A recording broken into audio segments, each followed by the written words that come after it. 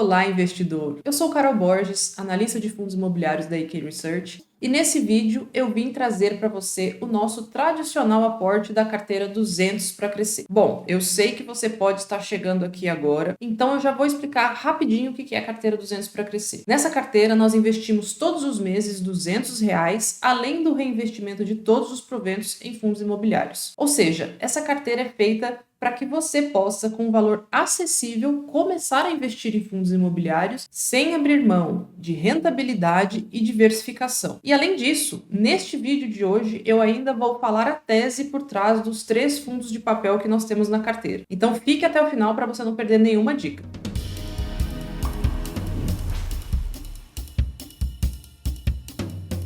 Vamos começar então com o resumo do desempenho da carteira agora no mês de maio. Do dia 9 de maio ao dia 7 de junho, que foi o período de atualização da carteira, a nossa carteira apresentou um desempenho de 0,37% e acumulou R$ 25,10 em proventos recebidos. Isso proporciona uma rentabilidade de proventos de 0,90% na perspectiva mensal. Outro ponto que eu gosto sempre de trazer aqui são as metas parciais da carteira 200 para crescer. Quando nós começamos a carteira lá em maio do ano passado, o nosso objetivo inicial era comprar uma cota de fundos imobiliários apenas com os proventos recebidos naquele mês. Nós conseguimos atingir esse primeiro objetivo com 4 meses de carteira. Bom, então nós partimos para o segundo objetivo, que era aumentar o nosso aporte em 10% apenas com os proventos recebidos. Esse segundo objetivo nós conseguimos atingir em 11 meses de carteira. E o terceiro objetivo, agora que está em andamento, é acumular 30% em proventos, ou seja, aumentar o nosso aporte em R$ 60.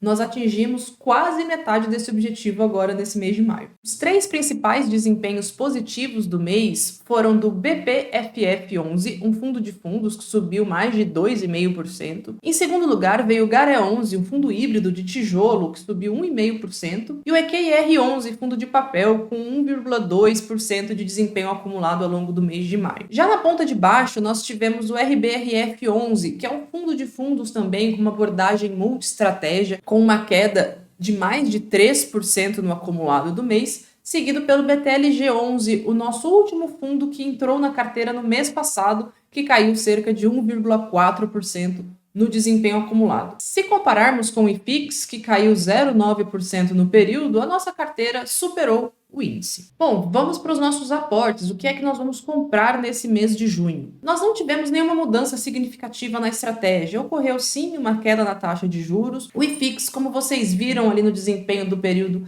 apresentou desempenho negativo. No entanto, nós estamos posicionando a carteira para conseguir oferir um bom desempenho mesmo em um cenário adverso. Isso porque boa parte da carteira está sendo formada por fundos de papel. Inclusive, daqui a pouco eu vou falar para vocês aqui as nossas principais estratégias por trás dos 3 fundos de papel que compõem a carteira. Bom, o nosso volume total de aportes desse mês será de R$ 229,10.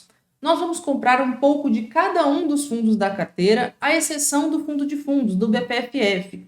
Como nós temos uma limitação de caixa e o BPFF apresentou o maior desempenho positivo do mês, nós não vamos comprá-lo esse mês. E aí o rebalanceamento ocorrerá no restante da carteira. Bom, eu estou colocando aqui na tela para vocês quais são as quantidades de cada um dos 6 FIIs que nós estamos comprando: BTCI, EQR, CPTS, BTLG, GARE11 e RBRF. Então aqui do lado vocês estão vendo as quantidades que nós compramos neste mês de junho. Com isso, depois dessas compras, nós somamos um patrimônio acumulado de R$ 3.000 e a carteira está dividida conforme essa tabela aqui que vocês estão vendo. Inclusive, se você chegou agora, essa é a composição relativa da carteira. Então, caso você esteja fazendo o seu primeiro aporte ou esteja buscando acompanhar a carteira há pouco tempo, eu sugiro que você persiga esses percentuais mostrados aqui no gráfico de distribuição da carteira. Então, conforme prometido, eu vou falar com vocês as principais estratégias que nos levaram a recomendar os 3 fundos de papel que nós temos em carteira hoje. O BTCI é um fundo de papel, ou seja, ele investe majoritariamente em CRIs e possui uma carteira bem diversificada, de baixo risco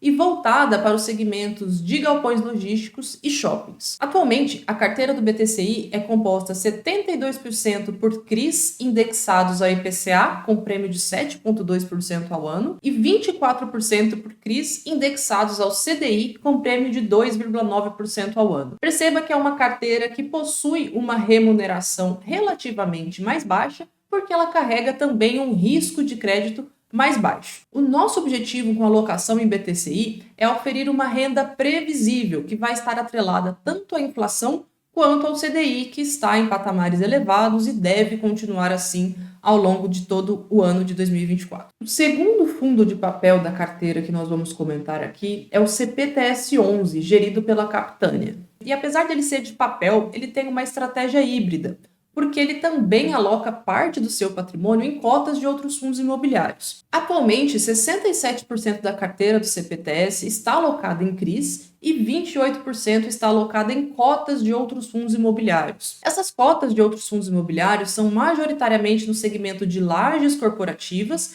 e são fundos que possuem baixa liquidez no mercado secundário. Então, essa parcela acaba carregando um risco maior e pode causar oscilação no valor recebido por cota mês a mês do CPTS. Então, por conta dessa estratégia de alocação e também da alavancagem, nós classificamos o CPTS aqui na nossa carteira 200 para crescer como de risco alto. Com isso, o nosso objetivo é, além de ter essa renda extra mensal proporcionada pela carteira de CRIs de baixo risco de crédito, é também oferir um ganho de capital no médio prazo com essa carteira de fundos imobiliários. Então, o CPTS, ele traz sim mais risco para a nossa estratégia, mas ao mesmo tempo nós esperamos ter uma remuneração superior no médio a longo prazo com essa alocação. E por fim, o terceiro fundo da nossa carteira é o EQIR11. Esse é um fundo majoritariamente indexado ao IPCA, apesar dele também ter uma exposição recente ao CDI. Hoje,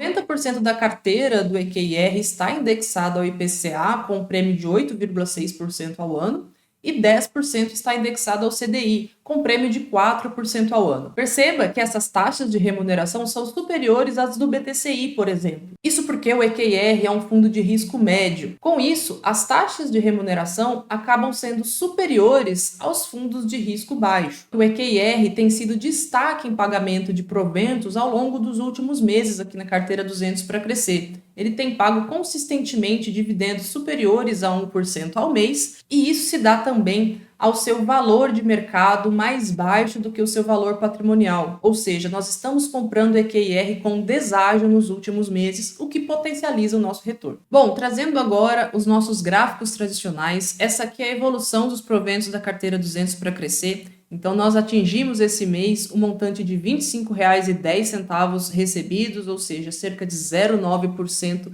de rentabilidade de proventos no mês de maio. Esse valor já foi reinvestido na carteira de junho. E aqui nós temos a evolução patrimonial da carteira 200 para crescer. Nós atingimos aí a marca de R$ 3.000 em patrimônio, apenas com aportes de R$ 200 por mês e o reinvestimento de todos os proventos. Nesse vídeo, eu trouxe para vocês um resumo das 3 teses dos fundos de papel que compõem nossa carteira. E eu quero saber se vocês gostaram e qual setor vocês querem que eu fale no mês que vem. Um abraço e até a próxima!